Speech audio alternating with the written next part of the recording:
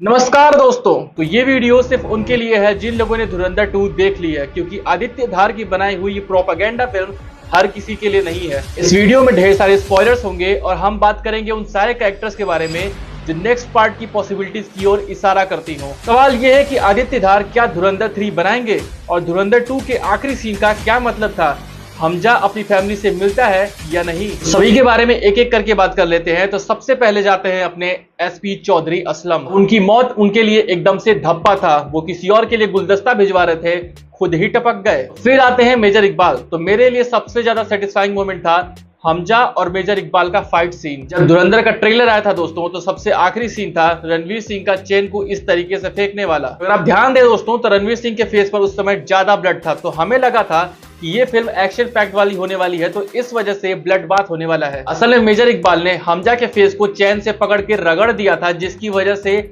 हमजा के फेस पर इतना ज्यादा ब्लड था। पीक डिटेलिंग बाय आदित्य धार, पर क्या करें, ये तो चाटुकारिता है। लेकिन मेजर इकबाल को भी देखिए दोस्तों, उसका कैरेक्टर इतना रिजिड होता है कि जब हमजा उसे मार रहा होता है तो वो जहूर मिस्त्री की तरह भीख नहीं मांगता है। मेजर इकबाल का पैर कट चुका होता है, वह ब्लास्ट होने ही वाला होता है, लेकिन फिर भी वो हमजा को गाली देता है। वो कहता है कि हम मरेंगे लेकिन हमारे जैसे 1000 पैदा होंगे जो इंडिया को टुकड़े टुकड़े करेंगे। मेरे टुकड़े टुकड़े कहने का मतलब वो नहीं था दोस्तों। टुकड़े टुकड़े से याद आया दोस्तों, फिल्म में दाऊद इब्राहिम को एज अ बड़े साहब दिखाया गया है। दाऊद की कंडीशन को बहुत ही बदतर दिखाया गया है। देखा जाए दोस्तों तो एक जिंदा लाश है, लेकिन फिर भी वो अपने काम को कर रहा होता है। टेररिस्ट ऑर्गेनाइजेशन भी चलाता है और अपने ड्रग्स वाले धंधे के लिए चौधरी असलम जैसे लोगों को नौकरी पे रखा रहता है। उसका सारा काम चल रहा है, मौत से भी बदतर जिंदगी जी रहा है, लेकिन उसकी इस हालत का जिम्मेदार कौन है?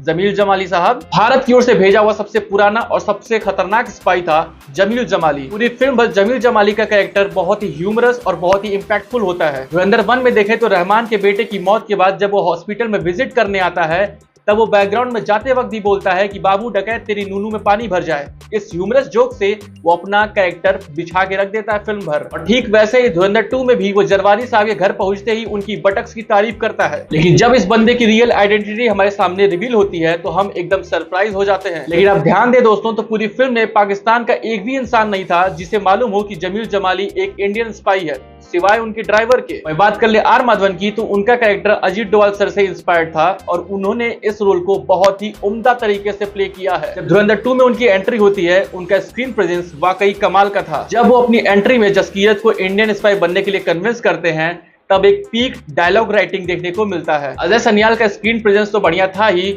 उनके कैरेक्टर में ढेर सारे आर्क्स भी देखने को मिलते हैं। उनका character time to time melt होता रहता है। जब वो दुबई में हमजा से इतने सालों बाद मिलते हैं तो उनका वॉइस थोड़ा लो रहता है, थोड़ी उस वॉइस में नरमाहट रहती है, लेकिन जैसे ही बात आती है काम की तो उनकी वॉइस चेंज हो जाती है। और आखिरकार बात कर ले रणवीर सिंह की, तो बंदे ने बहुत ही कमाल का परफॉर्मेंस दिया है। आर माधवन की तरह ही रणवीर सिंह ने भी अपने वॉइस में वेरिएशंस रखे हैं। लाइक जब वो रिक्रूट होता है तब वो जसकीरत सिंह होता है, और जसकीरत सिंह की आवाज थोड़ी नरम होती है, उसके में थोड़ा पंजाबी एक्सेंट होता है। लेकिन जब वो जसकीरत बनता है तब उसकी आवाज में बोल्डनेस आती है, तब वो उसकी आवाज मैनली हो जाती है। अगर आप याद करो दोस्तों, तो जसकीरत जब अपनी माँ से कोर्ट के बाहर मिलता है तब उसकी आवाज अलग होती है, और जब वो यलीना से बात करता है, पाकिस्तान में होता है, आलम भाई से बात करता है, तब उसकी आवाज अलग होती है। धुरंधर 2 का वो सीन जब अपनी छोटी बहन को बचाने के लिए उस शेड में जाता है और डर डर कर अंधेरे में से अपनी बहन को झांक रहा होता है, तब वो उस बंदे ने अपनी एक्टिंग को पीक पे लेके गया था। जब उसकी बहन चिल्ला रही होती है, उसके हाथ बंधे होते हैं, वो अपने पाँव को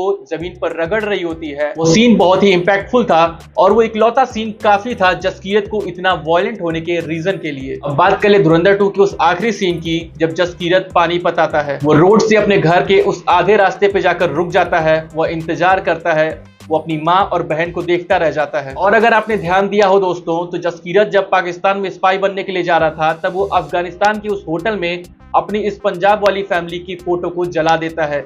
और ठीक उसी तरीके से जब वो वापस दिल्ली आता है, तब उस होटल में बैठ करके वो अपनी यलीना मतलब पाकिस्तान की फैमिली के फोटो को जला देता है। और इस तरीके से जसकीरत अपनी दोनों फैमिलीज को खो देता है। लेकिन क्या धुरंधर 2 के उस आखिरी सीन में जसकीरत अपनी फैमिली से मिलता है या नहीं, इस सवाल का जवाब आदित्य धार ने ऑडियंस पे ही छोड़ दिया है। और तभी जसकीरत फोर्थ वॉल को तोड़ते हुए कैमरे की ओर देखता है, वो भी अपनी दुख भरी आंखों से। वही बात कर ले धुरंधर के नेक्स्ट पार्ट मतलब धुरंधर 3 की, तो जैसा कि आपको याद होगा कि जसकीरत की जब ट्रेनिंग हो रही थी तो वहां पर ढेर सारे लोगों की ट्रेनिंग हो रही थी। उनमें से एक बंदा तो पहले ही पाकिस्तान में पहुंच चुका था और वो अरशद पप्पू की गैंग में शामिल भी हो चुका था। आई थिंक नसीम या नदीम कुछ नाम था। अब धुरंधर 3 बनाने की बात करें तो दोस्तों एक नए कैरेक्टर को पैदा करना पड़ेगा, उसको मोटिवेशन देना पड़ेगा, उसको ट्रेनिंग देना पड़ेगा। हाँ, उसकी हेल्प करने के लिए जमाली साहब रहेंगे, वहां पर ऑलरेडी जो स्पाइस होंगे वो उसकी हेल्प कर सकते हैं, लेकिन ये एक नया प्रोसेस होगा और फिर उसी प्रोसेस को दोबारा रिपीट किया जाएगा जो कि बोर कर देगा। अगर धुरंधर 3 बनती भी है तो आई डोंट थिंक कि उसमें वो वाली बात होगी जो धुरंधर 1 और 2 में थी। वैसे आप बताइए दोस्तों, क्या आदित्य धार को धुरंधर 3 बनानी चाहिए? क्या वो एक और प्रोपेगेंडा फिल्म बनाने के लिए रेडी है? आपको वीडियो अच्छा लगा हो तो लाइक शेयर करना और चैनल को सब्सक्राइब करना, और कोई ओपिनियन हो तो मुझे कमेंट में जरूर बताना।